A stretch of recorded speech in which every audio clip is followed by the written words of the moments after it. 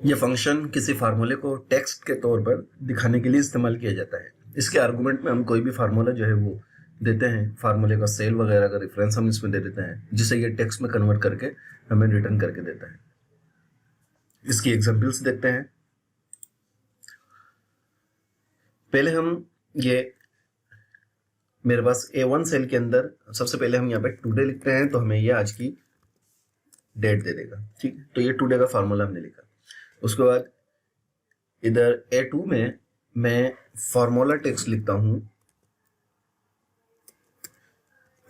Formula text, और formula text के अंदर मैं इसका रेफरेंस दे देता हूं जो मैंने ऊपर फंक्शन टुडे लिखा है। तो ये देखें, इसने हमें टुडे रिटर्न करके दे दिया, यानी जो ऊपर हमने फार्मूला लिखा था, टुडे का फार्मूला लगाया, उस फार्मूले को टेक्स्ट के तौर पे इसने हमें यहाँ रिटर्न करके दे दिया है। ठीक है, और इसकी एक और मिसाल लेते हैं जिसमें हम किसी भी फार्मूले के करेक्टर्स की तादाद को जो है वो रिटर्न ले सकते हैं। तो उसके लिए हमें क्या करना होगा कि लेंथ का जो फार्मूला है उसे यूज करना होगा, और उसके अंदर अब मैं यहाँ पे फार्मूला टेक्स्ट लिखूंगा, और फार्मूला टेक्स्ट के अंदर मैं इसका रेफरेंस दे देता हूँ।